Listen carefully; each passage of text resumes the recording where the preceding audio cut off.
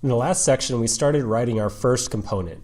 What we have so far is a plain JavaScript function that returns some JSX. JSX being the stuff that looks like HTML.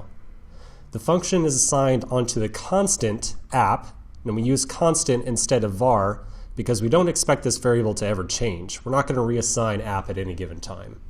So let's talk a little bit more about what JSX is doing for us and then move on to the next step. I want to mention to you that JSX, just like the ES6 code that we're writing with const, cannot be interpreted by the browser. So remember, the purpose of our boilerplate package here with Webpack and Babel is to translate this JSX into actual vanilla JavaScript that can be understood by our browser. So you might be curious, well, what is the purpose of JSX? Why do we write this at all? Why does it exist inside of this function? We use JSX like this because this is what produces the actual HTML that gets inserted into the DOM when we render this component. And when I say render, I mean place this component's HTML onto the page. So this JSX right here gets turned into HTML, which in turn gets placed onto our page, into our DOM, into our document. It's what the user ends up seeing. So the purpose of JSX is to have some JavaScript code that can produce, ultimately, HTML. Now you might be wondering, why does it look like HTML at all? Why don't we have some type of just normal JavaScript calls? Well, we don't have to write JSX if we don't want to, but I really guarantee you're probably going to want to. Let's look at what this JSX looks like in vanilla JavaScript. Remember, JSX gets transpiled to vanilla JavaScript, just normal looking JavaScript. So I'm going to copy all this code right here, and I'm going to flip over to a code here, or excuse me, a tool here, which is a ES6 REPL.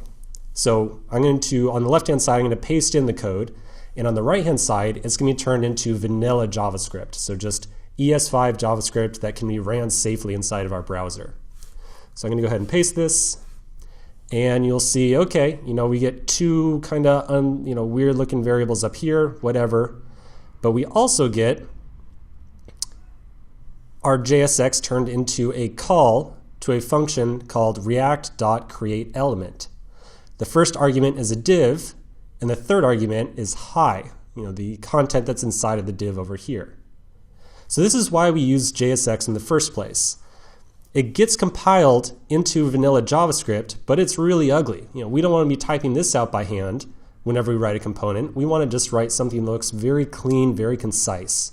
You can look at this code over here on the left-hand side and say, okay, this function right here will return some JSX that ultimately is going to look like a div with content hi. If you look at it over here on the right-hand side, well, this is really hard to figure out what's going on, right? JSX can also be nested inside of itself just like normal HTML. So if I want to, I can add, say, a OL with a couple of LIs.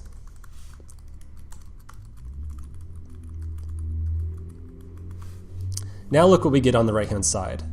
We've got react.createElement, and it's going to make an OL, and then as a argument provided to it, it gets another, so this is the third argument, and the fourth and the fifth right here, with additional calls to create element with type li and content 1, 2, and 3.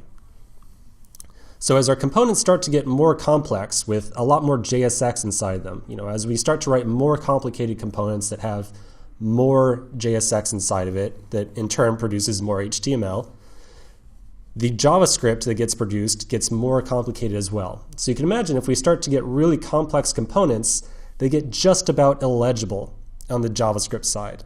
So that's the purpose of JSX. It's to make our components a lot more clean, a lot more legible to see what's going on. Okay, so enough on JSX. Let's get back to our code in the next section and continue on.